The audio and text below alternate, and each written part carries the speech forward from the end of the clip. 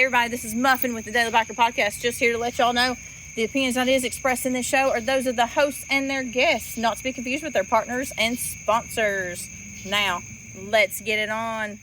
Hey guys, this is Sean from the Bikes and Beards YouTube channel, and you guys are listening to the Daily Biker Podcast. You're gonna love it. I mean, that works. I mean, that's a very precarious setup there, but it does work. I wonder if it'll hear me typing on my computer. I'd imagine that it would. But then again, when we used them down in Barber, Yeah. it was pretty good about. I, sir, am going to continue working. I really hate that for you. I hate that I have to come to your job and, No, get you don't. No, you No, don't. no, I don't hate it at all. I had no idea what that one is.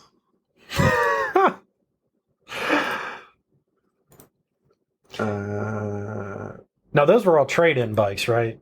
Yeah. Yeah. All of those are trade-ins. I have no idea. It's a Sparkster. That's all I know. It is a Sportster of some flavor. No, Sparkster. Spartster. Yes. It's not a Sportster. Sparkster. I also have, you're not going to want it, but an FLHTP. FLHTP. Would that be the police version of Yes, a sir. Street Glide? Electric Glide. A Street Glide's a stripped down version of a Street Glide. Okay. Okay. So.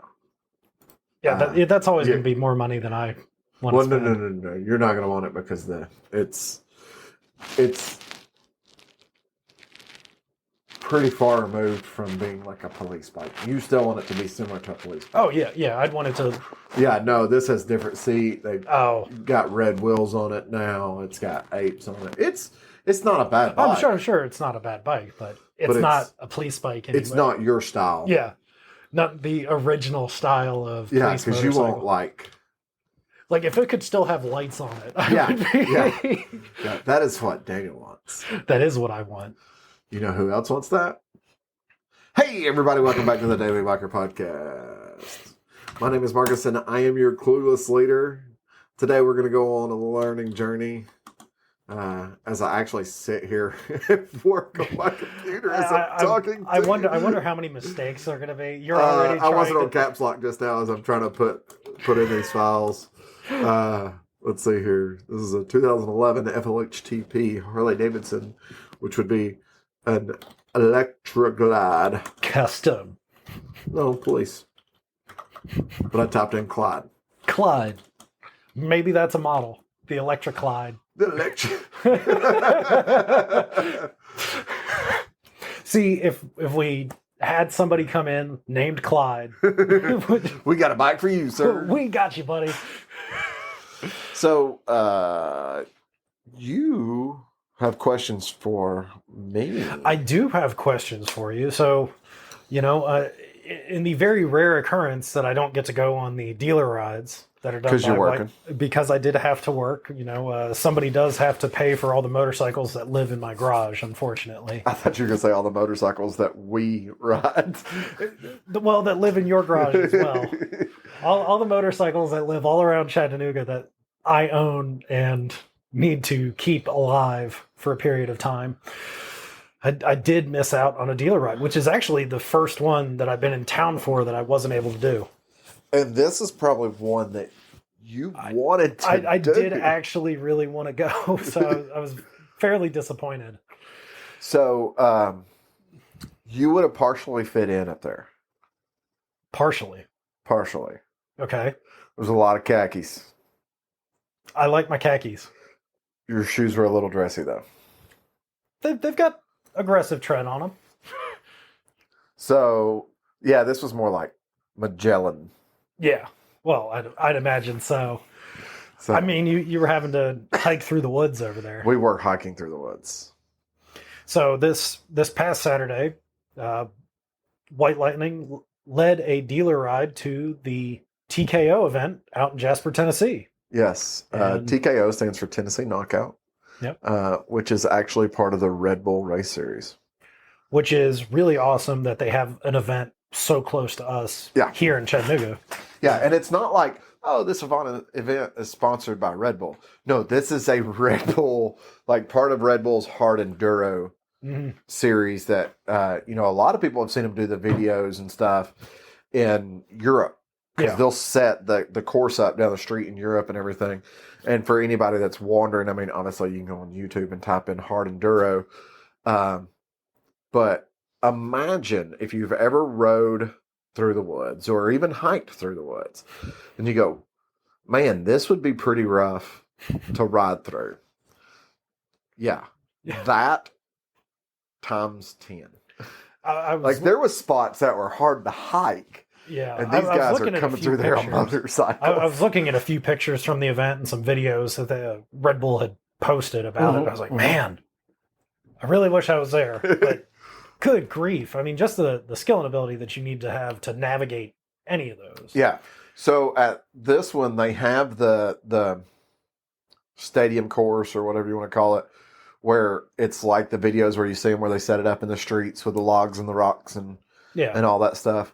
But they also have like a long course, which is what I saw them do on Saturday, which is 14 miles.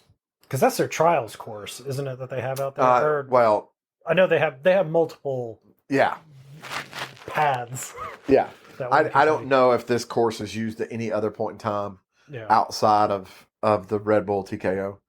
But it's a 14-mile, there's sections of it where I'm assuming it's some nice single track, but there's sections of it where they're literally riding through a dry riverbed. There's a section of it that we watched where it's an off-cambered hill. And when I say an off-cambered hill, they're not like at the bottom of this off-cambered hill. They're 20 feet up this off-cambered hill, riding in the opposite direction of the riverbed that they just came through. Ooh. And the hill's probably at a 65-degree angle. And they're just, man. I mean, you can see like their bikes hitting sections. Yeah. And it's sliding down the hill like 3-4 feet. Handlebars are touching the side of the hill. Pretty much. So for you guys, curious about the ride, how many guys did you have come out there with you to go see the event ride out? There were some people that had met us there. Yeah. But the left here, it was just me and another guy that left here. Okay. So, but we've got customers and stuff that live out that way. They're like, I'm not going to ride over to the dealership at 9 o'clock in the morning when I already live over here and Jasper's an hour behind us. So they would have left their house at 7 o'clock in the morning their time to get over here at 9 o'clock our time to go back over there to be over there at 9 o'clock their time. Which makes sense. And this was, as far as the dealership involvement goes, you're going to an event. The ride out there was and this was completely different than anything we've ever done. The TKO's been happening for years. Yeah. But this is the first time as a dealership we've went, hey, let's have a ride out there to watch this. We just kind of wanted to get out and support something because although it's a national Red Bull event or an international Red Bull event, still local. It's still a local event. Yeah. It's something completely different. I mean, and the guys that were out there and stuff and saw what was going on, it's like, holy crap, this is cool. Well, and especially with the Pan America. Well, so the Pan America group had a bigger group than the road group. Which makes sense. I mean, those guys are more inclined to watch dirt bikes. Yeah. Yeah. I mean, dirt bikes are not for everybody. So you're not going to have as wide of a range. No, but they're not. The Pan America guys are already dirt people. Correct. Dirt bikes aren't for everybody. And even if you're never going to ride a dirt bike, just go out and watch one. Yeah. Watch one of these races, a hard enduro race. So when you were out there, did you stay in one section or did you kind of jump around? So we stayed close to the start. I'll call it that. Yeah. Because like I said, the long course is 14 miles. So you weren't going to walk 13.5 out there? No. Well, I mean, 13.5 would have been close to the start. Do the loop? I could see them actually in the woods at 13.5 because there was a stretch where they kind of come down a back stretch. So when you're at the starting gate, you can see all of this. And there's some woods on the other side of it, and you could see these people coming by where they were coming down, and they would go down and then turn around and come back up through the starting gate and stuff like that. But we pretty much followed about the first mile of the course, I would say. It wasn't that a mile of a walk for us because of how it bends and twists in and out. Yeah. It was probably a quarter-mile walk for us, but, you know, they make a couple little turns and then come in and make another turn, and yeah. And then, of course, they go up, and then, like, they go up probably a good quarter to a third of a mile and kind of make like a loop and come back down, which is where the it comes back to the off-camber hill was. I don't have very much off-road riding experience, but just thinking of an off-camber hill is terrifying. Dude. Trails are, single track is one thing. That blows my mind about it. Like, I'm sitting there looking at this going, the skill that these people have. Now, I got the opportunity to talk to one of the guys that was working as a sweep. Yeah. And escort for the event. So basically, if someone got hurt or they quit or something, he escorted them out, but he also swept the trail. Now, this dude was just wearing like regular hiking boots and a t-shirt, and I'm like, this has to be the best rider out here, but he's not focused on time. He's just focused on getting across the obstacals and stuff like that. He's not racing. He's just there. He did have on a helmet. He had on, Climb has a vest that has basically an airbag in it. He had on one of those. Makes sense. I mean, from some of the pictures that I saw. He had on some the safety rocks stuff. they were going over were not ones you'd want to fall But on. that was the thing about it. Like, he had the opportunity to kind of take a little bit more time to come over these rocks and stuff like that. But he rode the whole course. But like I was talking to him, and he was talking about, to compete, the stuff that they require to compete. Yeah. Like, not just an average Joe Schmo can go sign up and compete. Yeah, this is international. But there was amateurs out there, though. There was local people that were amateurs that were racing. Huh. But they had to prove that they were capable. Like Lewis. Yeah. Lewis knows how to ride. Okay? Lewis knows how to ride a dirt bike. Yeah. One of the requirements that they had was kind of some basic medical stuff, like how to stop a bleed and stuff like that. And I'm sure Lewis has that. Yeah, I'm sure. Okay. You could learn it. But you couldn't compete unless you could hop over a log laying across the trail. So we can't meet the height requirement. Daniel said that. No, like, they had several sections where they'd have a log. And I don't mean like, oh, it's a log. I mean like a full tree. Yeah. Just a full 400-year-old tree. I'm talking logs, and not like dirt up to them either. Yeah, just laying like there. They would literally have a log laying there that was every bit of 24 inches in diameter. Wow. And you'd have to just right over it. I mean, just the skill to do that alone is impressive. Yeah, for someone that's never done it. Yeah. For these guys, it's probably not a big deal. It's like, I do this in my backyard every single day. Well, that's the thing about it. That's the part that blew my mind. There was kids out there. I don't mean little kids. Okay. But I mean, there were some kids out there that were probably 14, 15 years old. So they don't have. There was a couple people that rode by that I'm pretty sure were on like 85 two-strokes and smaller like 125s. There was smaller people on smaller bikes. I'm assuming that they were kids. It was actually Lewis. I mean, that's his neck of the woods. What was crazy though too. So, all right, I didn't see a Christini. Yeah. Not saying there wasn't one, but I didn't see a Christini. Okay. I don't know if it would qualify to even compete Yeah. being two-wheel drive. Yeah. So, I feel like there's some rules and regulations that would. oh, I'm sure there's some prevent rules that. and regulations. Get a guy out there on a quad. There was the three. I know this sounds crazy when I say this, but because a lot of people are going to be like, "Oh, there's a lot more than that." The three big brands when you think of high-end dirt bikes Mhm. were in full force there. Oh, I'm sure. And actually, I'll say the four big brands of high-end dirt bikes. Yep. So Gas, Gas, Husqvarna, KTM. Husqvarna, KTM. One more. It's in that same family too. Beta. Oh. For some, I was getting them So- and Gas put together. Yeah. Well, so I think Beta and Gas are the same. Yeah, I thought it was like a KTM. But either way, But I it's mean, still. KTM, Husqvarna, Gas, Beta. That was Yeah. like. There were other brands of stuff out there. Obviously, there was the Japanese manufactured were all represented. Oh, I'm sure. A lot of two strokes. Shockingly, a lot of two strokes. But once again, KTM, Gas, Beta, and Husqvarna make modern two strokes that are fuel injected. Yep.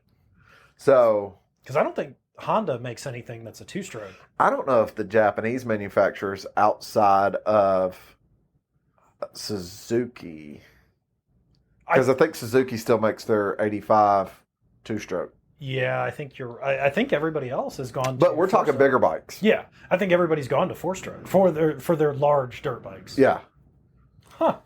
But that. and it was hard to tell the brand on some of them Yeah. because they had graphics. Yeah. Well, and I mean, stuff like everybody that. has their own set that they want to have Yeah. on their own bike. But like at the same time, there was a Husqvarna factory race team out there. There was a KTM factory race team out there. I'm assuming there was a Gas factory race team out there because I saw the Gas trailer. Yeah. I saw Beta set up. It was like a privateer company, but they run Betas, so they might be still sponsored by Beta or whatever. But they had a name. They had Beta tents and Beta bikes, but they had a different name. I'd imagine if you're out there with a Beta tent, Beta trailer, Beta everything, you probably at least have a sponsorship. Yeah, some sort of sponsorship. Because I can imagine those. Their sponsorship was, we'll give you a tent, a trailer, and tables. You get some pop-up tables and chairs. So You could also buy these at our dealerships. but the Japanese brands were represented. Yeah. And you want to talk about the Japanese brands being represented? So first of all, anybody listening to this that knows, or not knows, but pays attention to dirt bikes, period. Whether it's, Facebook, other types of social media, or especially on YouTube, there was a guy out there that I'm pretty sure was Ronnie Mac. Really? He didn't have his helmet cut. Okay? He didn't. Okay. But he was riding like a CRF 450. Mm-hmm. That was an older CRF 450. Okay. Had on boots, had on gloves, had on helmet, had on camelback, had on a flannel shirt, and like Carhartt pants. And he was passing fools left and right. You know what? I'm not surprised by that. It was Those are the guys either who- Ronnie Mac or it was a guy that's rode that trail 1,000 times Yeah. because he lives 2 houses down the road. He actually wasn't even competing. He was just trying to get home. I never saw him finish, so that must have been all He Dylan. lives up the mountain somewhere. He's just trying This to is my get driveway. Y'all get off my driveway. Why is everybody on my driveway? Which, I mean, we've been out there before. You know, some of those people have billy goat trails as driveways. There was a XR 650 that I saw pass by. More power to that dude. There was an XR 600R that I saw out there. See, that I could see. I could see the 600R out there. There was a DRZ 400 that I saw out there. Yeah. And there was a DRZ 3, or it might have been DR, but 350. Yep. Dude, they haven't made that since 98. Yeah. Yeah, I mean, he was... but he can still do it. Oh, he did it. Dude, this thing was like the baby blue with the yellow graphics, like they did back then on the old DR. Man. See, you should have ridden the XR out there. I don't think I would have made it past the starting gate. Because they go through the starting gate, which was over log, but it was like dirt built up to it. Yeah. And then you come up to 2 logs that were probably 6 or 7 feet apart that were the 24-inch diameter logs. So over log. Oh, yeah. That's So even if you get over the first log, you have to be prepared because your bike is about perfect length to just drop between the 2 logs, and that's it. So your back tire is coming off one and your front tire is going on the other. No, when your back tire come off, if you weren't carrying speed, you were between them. Oh. With probably 6 inches to spare. Ew. So you had to carry enough speed off that first one to have your front tire starting to carry the second one. Man.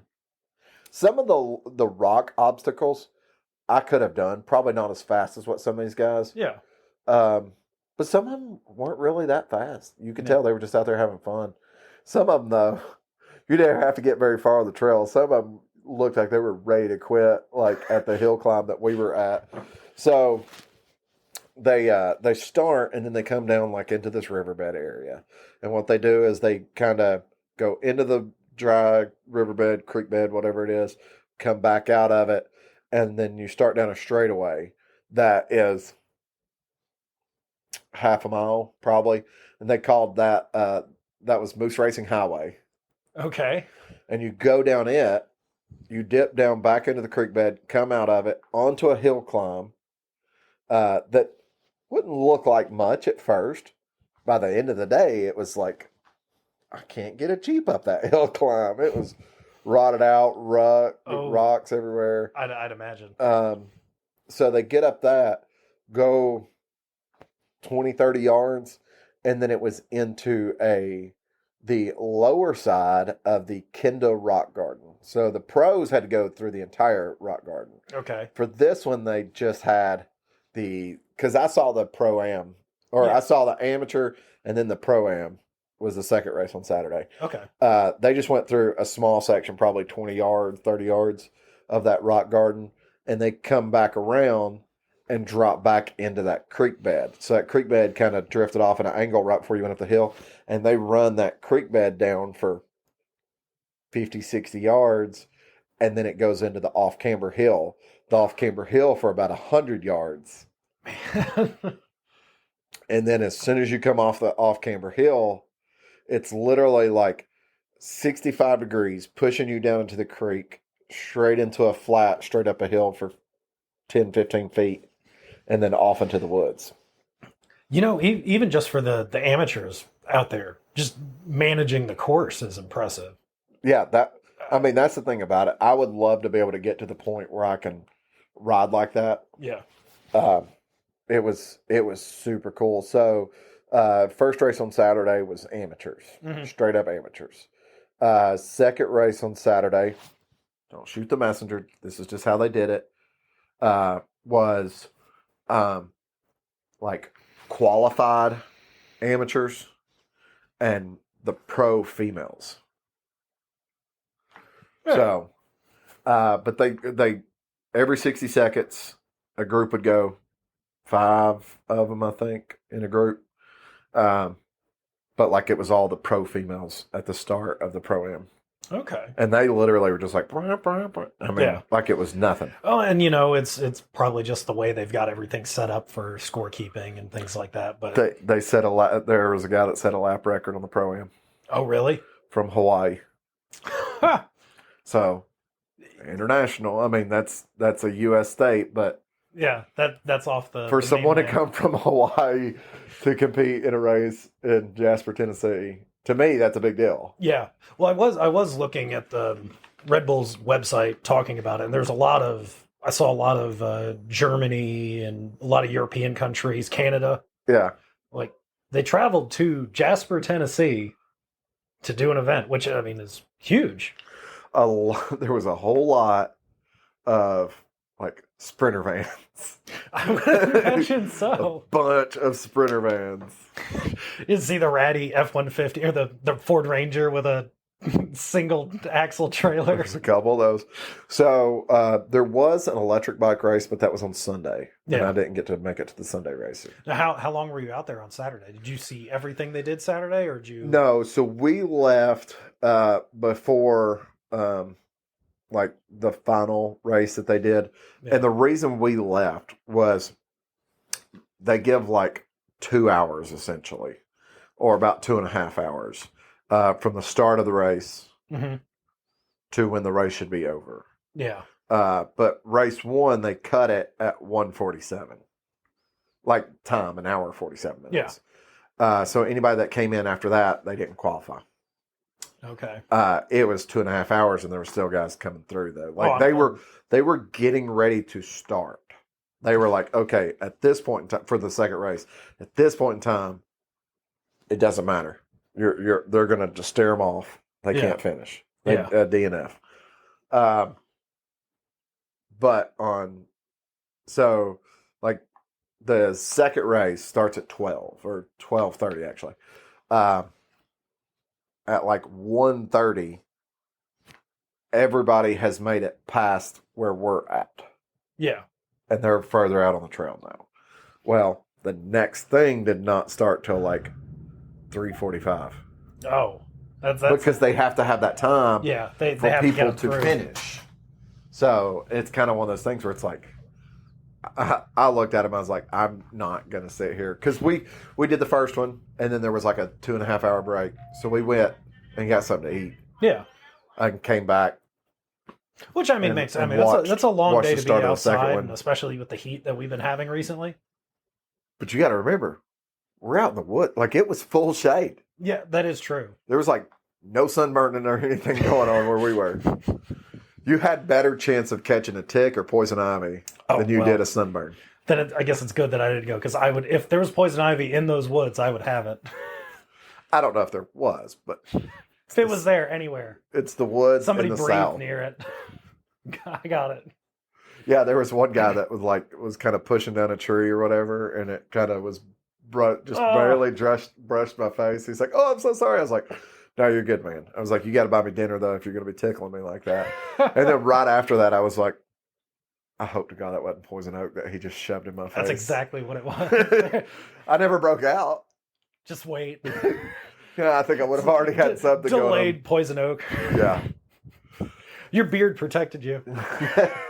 Yeah, still Power one of for the beard. Power of the beard. So it's something I would like to do again next year. Now, it is an event that they do every year, right? Yeah, so a couple years ago though, they didn't do it there. Okay. They did like the stadium course or whatever in downtown Nashville. Okay. So I don't know what the reasonings were, and that was also during COVID. I mean, that alone right there was kind of a... Yeah, but like You're in the woods. yeah, You're exactly, exactly. So, and I don't know if it was because they could better control the environment of people standing around watching it, or the people riding or something. Because last year it was here, but Yeah. in 21 it was in Nashville. Huh. Yeah, I'm sure it was probably COVID related, like everything was in 21. Either that or something happened. Yeah, maybe the track There. wasn't prepared. There's no telling. I mean, we had bad tornadoes come through in 21. That is that So is true. they could have been affected by it and been like, we can't ride. There's too many trees down. No, it's perfect. There's 3 stacked on top of each other. We're not getting over it. You want to qualify, that's what you have to do. No, upset. It did make me want to take more of a look at dirt bikes. Yeah. But it kind of made me want to look, obviously not right now, but look into like a KTM or Husqvarna. Yeah. 2-stroke. No, not 2-stroke. Oh, come on. 2-strokes are fun. No, not 2-stroke. Only if it's a street bike. I've had my dealings with 2-strokes. So, but I thought it was really cool. But that's also $11,000 dirt bike.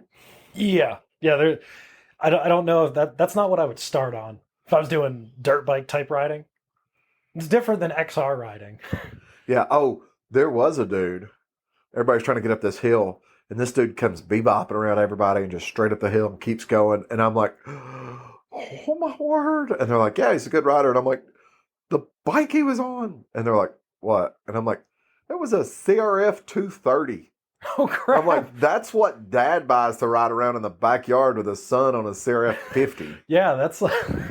And they're just kind of looking at me. I was like, no, trust me. I sold those bikes.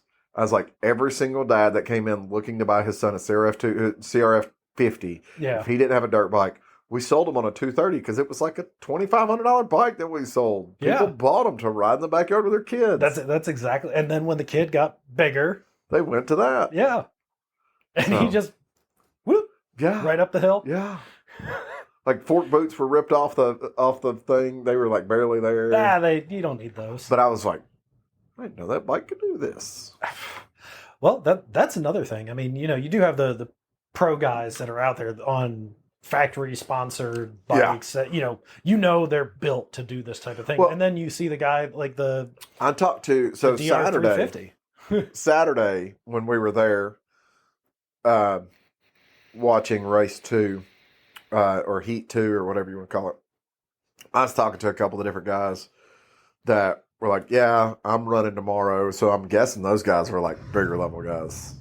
If they're like, yeah, I'm running tomorrow. Yeah, because there was a lot of pro stuff on Sunday. Didn't they have stuff on Friday too? So Friday was just qualifying. Okay.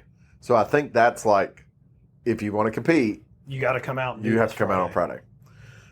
So I'm assuming some of the guys was talking to were higher level computers and stuff like that. And we're talking about dirt bikes, and I'm like, oh, what do you got and stuff? And I'm like, well, XR650L. And they're like, oh, that thing just tractor right through all that. I'm like, I know. I was like, I wouldn't even take it out of first gear. I'd just everywhere I'd go. You don't have to. Yeah.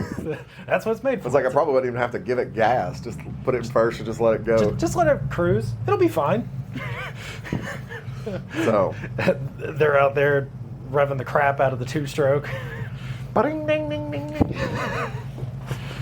Well, and that's kind of threw me by surprise because when they first started, I wasn't paying a whole lot of attention to the bikes themselves. I was paying attention to the obstacles and them coming over them and stuff like that. These riders just navigate those. Yeah, and once we kind of walked down to where the dry creek bed was, I started noticing the bikes, and I was like, because they're not ring ding ding ding as bad. Yeah, they do sound different still.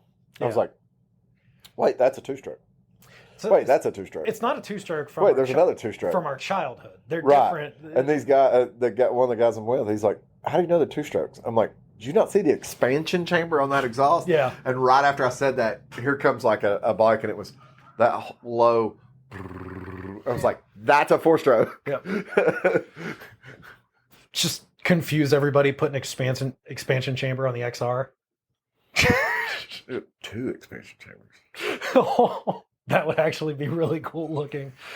But that would also stick out way too far on that bike. Yeah. That would be kind of cool. It'd touch the front wheel. Yeah. But yeah, like I came back home. Heather didn't go with me or anything. And I came back home and I was like, Heather, this is riding dirt bikes is something we got to take a look at. She goes, well, you got one out there you can ride. I was like, I'm talking about you too, Heather. Yeah, like actual dirt bike. Yeah, like finding another dirt bike that she can ride. I put them in the back of my pickup truck, and we go up to Prentice Cooper and ride around and stuff like that. Well, there you go. You need to go buy a little 230. I don't want to whoop my butt off road. Okay, an 85. She really would whoop my butt off road then. Yeah, that's being able to go over everything. Yeah. Well, I couldn't go over it, so I just picked it up and tossed it over. See, that's what we need.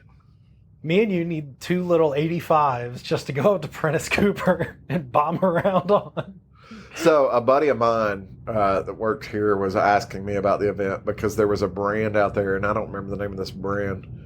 I'd never even heard of the brand, but they make like a full-size 50. Huh. Like it's like a full-size 50 two-stroke. Interesting. So it physically looks like you're sitting on like a 300 or 400.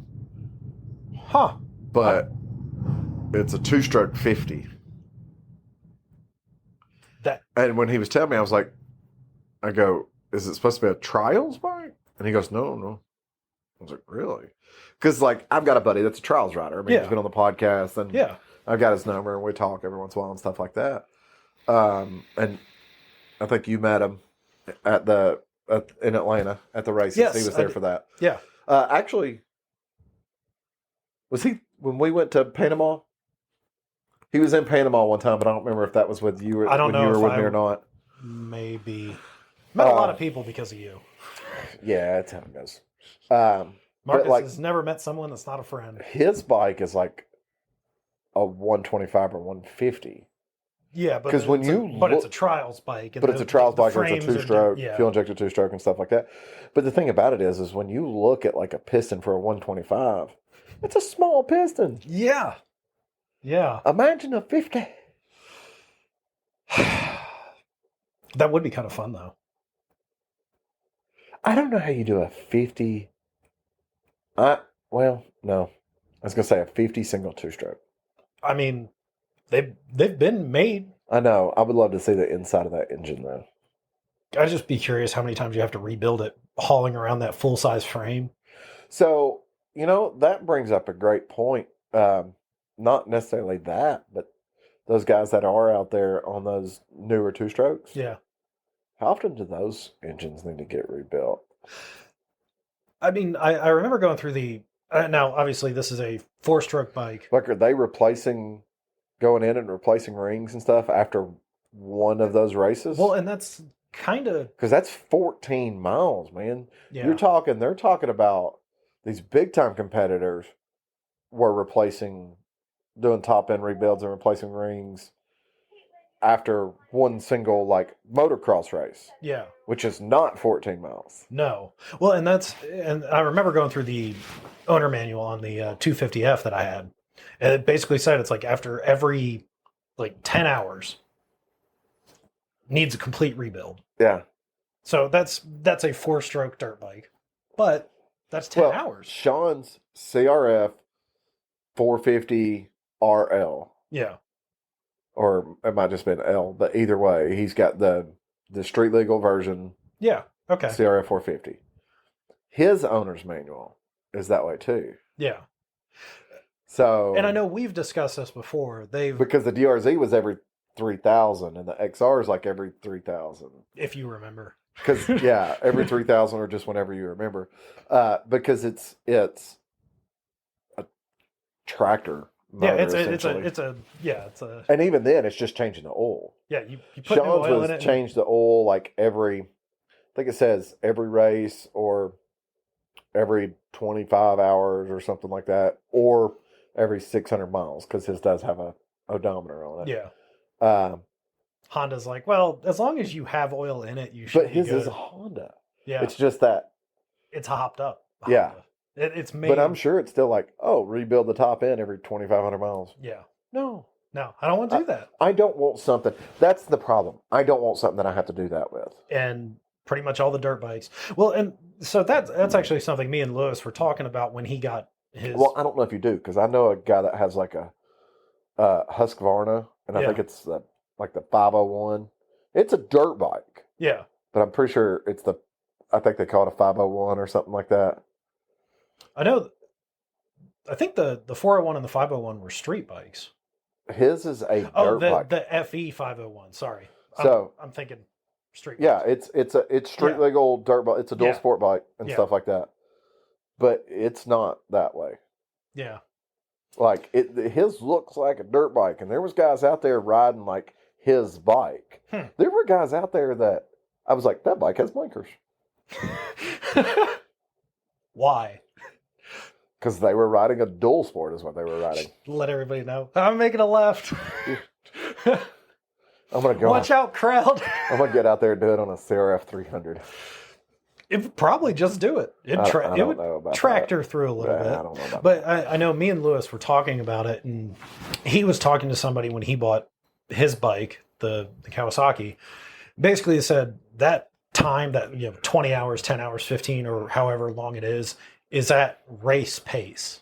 So if you are racing the bike, this is your service interval, your expected service interval. If you're just puttering around, you can extend that out a little bit, but you still have to do it. Yeah, but they also don't tell you if you're puttering around, this is when you do. Yeah. So they have to do it to cover their liability. Now, don't get me wrong. Sean, his CRF 450, 600 miles.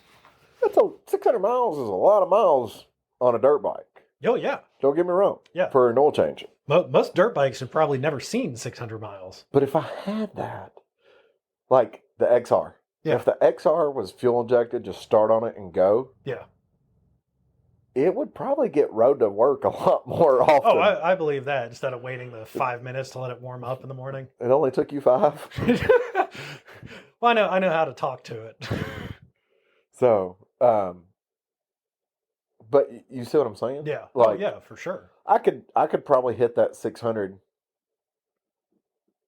6 months. Yeah. Easy 6 months. Oh, yeah. And even with how close you live to work. Yeah. Yeah, even if I was only riding it back and forth to work. Just go back and forth over that 2 miles 10 times a day. But of course, if I had Sean's, I would definitely have a set of Supermoto wheels and tires for it. Yeah, for sure. Yeah. I mean, I did think about that when I had the 250 too. I was like, But I've got an extra set of rims. Yeah, but you'd have to go through everything to get it street legal. You say that. You'd have to go through everything to get it street legal. Yes. We do legal stuff on this show. We do not participate in illegal activities or condone people participating in illegal activities. This isn't Atlanta. Arizona. Yeah. But everything's legal in Arizona. So it wouldn't matter. I do things by the laws of Arizona. There are guys with street legal CRF 110s in Arizona. That would be super. There's actually guys with street legal CRF 110s in Florida. They were just made legal in Arizona. Everything's legal in Arizona. Everything's legal in Arizona. We do need to make that t-shirt. Yeah. Oh, I guess we should give a shout out. Yeah. By all means. I'm drawing a blank right now. Peter? Yes. Peter in Denmark got his shirt, sent it to us. We posted the picture on our Facebook. Now that the shout out is coming with this episode, I will post the picture on our Instagram. He has already seen the picture on the Facebook, though. Yes. He has. Glad to see that he got his shirt. What was interesting, too, was he had said that he thought he was going to get a White Lightning shirt. Yes. Pleasant surprise. It was a podcast t-shirt. Something you can't get anywhere. No. You have to go through me in my garage to get it. No, your spare bedroom. No, it's in the garage. Oh, are they Boxes in the garage now? They were in the spare bedroom. They were in the spare bedroom. We were doing stuff in the spare bedroom, so I had to move them to the garage. We don't need to talk anything else about what y'all were doing in the spare bedroom. The conversation is over with. It's done, gone, in the past. Well, seeing as this will come out Monday prior to the next dealer ride, I think it would be good that you... September 9th. September 9th. Where are we going, Marcus? For sure, we're going to the Dragon. And if you have an ADV bike, you can go down the Skyway. So anybody that pays attention to motorcycle news right now, because I have seen it posted on major motorcycle news publications. All over. The Dragon, so we had the storms that the entire East Coast has been getting hit by the past couple weeks or whatever. And literally, actually, even more than the East Coast. I mean, I've got a buddy in Missouri that got pounded with this stuff. So the entire, from Texas over, going east, over the past couple weeks, when we weren't getting heat advisories, we were getting Severe pounded thunderstorm. with storms and tornadoes and severe thunderstorms. And I mean, literally, like Every day. I think it was Monday, couple weeks ago, 2-3 weeks ago, during the day at like 2:00 in the morning, we were having like 60 and 70 mile an hour straight wind gust and hail. And I was freaking out a little bit because, for those of you that don't know, I've been through a tornado, and I've actually been through 3 tornadoes. Yeah, not a fan of tornadoes. But this was the first time that I've been through like a significant. One of them, I was at home, and it was like an F1. One of them was, it was either F1 or F2, and I drove through it, didn't realize I was driving through it. But fortunately, when a tornado is traveling one direction, going like 50 miles an hour, and you're going the other direction, going like 50 miles an hour, it takes you like 3 seconds to go through this. Yeah. So all of a sudden, you're like, wow, what was that? That was a lot of wind. Yeah. But yeah, we've had a lot of rain. Yeah, the one that we got a couple years ago was significant enough that it kind of freaked me out a little bit with that type of stuff. Well, I think that one, because it's hit so close to home. Well, the thing is that's not the first one that hit so close to home, per se. Because 2011, my parents got hit. Yeah, that is true. So forgot about that one. Yeah. And I know people that lost their lives in that one. Yeah. But the one a couple years ago, it did, like, you could feel the pressure drop. Mm-hmm. We were... And that one came through around, like, 11:30 at night, too. Yeah. We were far enough away from the damage that we really only had power outage. Yeah. But close enough to the damage that you could hear the wind and you could feel the pressure shift. I mean, literally, the tornado went right between where you guys lived at the time and where I live. And the tornado went right through where I currently live, because our current residence was actually, I found out it was constructed and was leveled when that tornado hit. So we literally live now. I said it was new construction. Yeah, we literally live now in the middle of a tornado destruction zone. My brother lives in a house that was destroyed by the 2011 tornado. Yeah. So. But that being said, storms kind of freak me out a little bit. Yeah. None of us like storms. Yeah. None of us grew up with tornadoes. And now all of a sudden, every time it thunderstorms, there's a tornado warning. Yeah, they not a watch, a warning. Yeah, they've started putting it out with every single one now. Yeah, severe weather, possible tornadoes. For years here, it was always tornado watch. It's like, okay, cool, yeah, whatever, tornado watch. We had the tornado that hit in '97, and it didn't really, it did damage. It killed a couple people. Yeah, but it wasn't. Nobody in the area was like, what? It was just like, oh wow, a tornado hit. That was crazy. And then we didn't really have anything. Yeah. Until 2011, when anybody that's listening to this that doesn't know anything about the tornado that our area went through in 2011, but does know something about tornadoes, we got hit by one of there's like 10 of them on record or whatever. We got hit by F5. Yeah. I mean, it destroyed everything it touched. And it literally, like, I don't even know how many people got killed, but it's one of the longest track tornadoes. Yeah, it just kept going. It's like the number 5 longest track tornado. Yeah, it started in Birmingham. I know it went for a long it started in Birmingham. And I think there was people in Cleveland where it died out at. Came through Ringgold. That talked about finding stuff from Birmingham, like mail and stuff out of people's mailboxes, which means that was carried up and just stayed in the funnel the entire time and stuff like that. Yeah. But it literally, it hit, huge, solid built houses and just flattened them. Yep. It hit trees that some of those trees out in Epson it hit were 200-300-year-old trees with root systems that were 20, 30, 40 feet deep and just pulled them right out of the ground. There was craters that were 40 feet deep where it pulled these trees and their root systems completely straight out of the ground. It was a pretty big deal. Well, I mean, you still see the evidence of that. You see metal roofs wrapped around some trees. You'll still go out in the woods like Yeah. in Apison and Ringgold and all that stuff, that space in between, and find debris still from the tornadoes to this day. But it's just crazy. But then we had the tornado that hit in 2020 or 21. It was 20. Okay, in 20. And that area, I mean, because I now live in the middle of that, go through that every day. There's still houses under construction. The big school / church that's actually right in between mine and Daniel's house got completely flattened.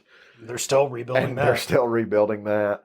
But that was like a F3 or F4, so it was a significant size. And it was a wide tornado. Yeah, it was significant size. But that one, its official destruction path was only feet from my house. Yeah. From where we did live. Yeah. Because of the power lines. Mm-hmm. Because the power pole that was at the florist, like behind the florist. Yeah. Which was what? 75 feet from my house? Pretty much, yeah. Was the first pole that was snapped. And then every pole on Eastburn Road headed towards the destruction from there. Yeah. Was snapped. And then when you got a half a mile down the road, 3/4 of a mile down the road, buildings leveled. Mm-hmm. So. Yep. I mean, literally right across the street from where I live. Oh, was there houses in Bramblewood that got destroyed? Mm-hmm. I reckon. Yeah, for me it was when you got to, because everything was fine all the way to the church. Yeah. And then you get to Little Caesars was okay. Yep, but the rest Little of the Caesars, the Chinese restaurant, and the Indian grocery store were okay. Goodwill and the barbecue gone. joint was gone. Well, then it goes Goodwill, which was gone. Yeah. And the barbecue joint gone. And Advanced Auto Parts right in front of it was gone. But Zaxby's, okay. They lost some of their awning from their drive-thru, but everything else was okay. Well, that's but the post office directly across the street had no damage. Zero damage. It did have a little bit. No. The shopping center had a little bit of damage. I thought the post office had They some. didn't have power. Okay. For some reason, I thought they had a little. That's why it was closed for so long. Yeah. Because there was no power. Yeah. Well, I mean, mean, for me, I wasn't even in a building collapse zone, and we went 2 weeks without power. Yeah. But Lewis, for those of y'all listening to us that's ever met him or heard him on the podcast, No Show Jones, his mom, she was in the middle of the tornado. Yeah. So she lost her house in that. I mean, the area where I was close enough to it where people lost a lot of trees. We mostly had tree damage. Yeah. Trees getting blown over. See, we got fortunate not having the tree damage, which when I say is fortunate, if you looked at those trees that were next to our townhouses, those were like those 120-foot tall pine trees. Yeah, that would have been. So if one of those had come down, they would have definitely had to renovate after that. that would have took out several houses with one tree. But the reason for all of that conversation is we've had a lot of storms here on the East Coast over the past couple weeks. And yeah. I guess we should get back to that. We started going down the tornado tangent again. Well, there's it a little bit, so you know about me. So we've had a lot of storms the past couple weeks. Freak out a lot of people in this area and stuff like that. But those storms brought so much rainwater. Nothing against you, California, but you don't know what rain is in the first place. So when they were like, oh, this tornado is going to create flash flooding, I'm like, I'm sure it will. Like, if you didn't know it was going to flood in California, I'm sorry. You had a hurricane headed at you. I get that Florida's going to tell you it was nothing major. They still went to work in Florida. But California, you get 2 inches of rain and the streets flood. Yeah. You knew this was going to happen. I hope everybody's okay. I don't ever want to see anybody get killed or anything like that. No. But yeah, they got hit bad. So the dragon dealt with a landslide or a mudslide or whatever you want to call it. That's already clear. That was cleared the next day. There was a lot of people. In like 2 areas of the Dragon that they had a mudslide on. That I don't know, but there was a lot of people. I told people the next day. I was like, "It's already being cleaned up," and they're like, "No, it's not. It'll take weeks." And I was like, "There's already people posting pictures where they're already back on the Dragon riding." Yeah. This was last week. Yeah, there's enough people that live out there and enjoy the road that they were probably out there with shovels starting to clean it up before. But on the Skyway, literally, if you're coming out of North Carolina, you can enjoy the Skyway. Almost the whole thing to the last 4.5 miles. And I know it's 4.5 miles because it's at the 4.5 mile marker. It is, isn't it? Yes. So if you come out of Tellico Plains when you turn on to, I think that's 165 or whatever the Skyway is. Yeah. At the 4.5 mile marker, the road washed out. About 10 or 15 feet deep. Yep. About 20 feet across. The entire road surface. There is nothing. It's the St. Andreas fault. It is. So if you have an ADV bike, you can try to make this. Yeah. We'll build a ramp for you. But I saw something that said 2 to 3 weeks they were going to have temporary, or not temporary.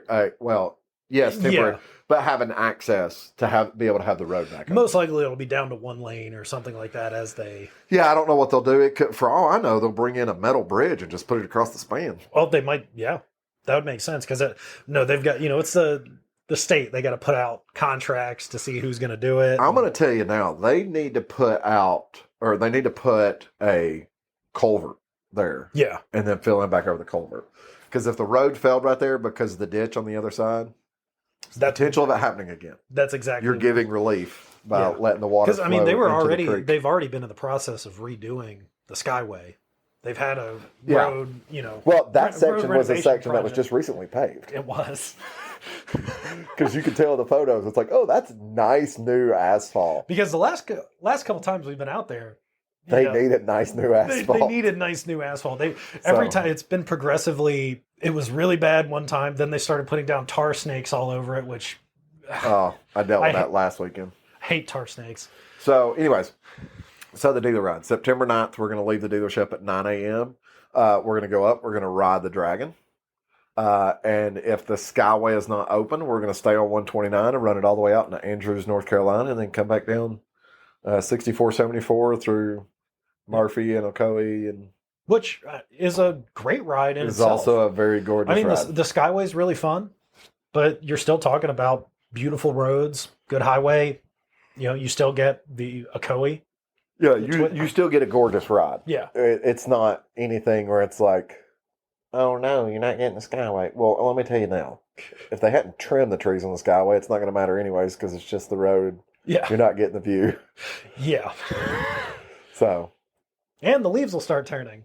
Hey, leaf change. Hey everybody, this is Sean at White Lightning Harley Davidson. I want to thank you for listening to the Daily Biker Podcast.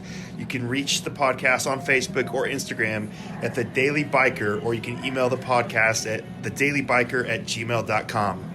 Be sure to keep an eye on White Lightning Harley Davidson social media pages for the most up-to-date information on all our events and where you can find the boys.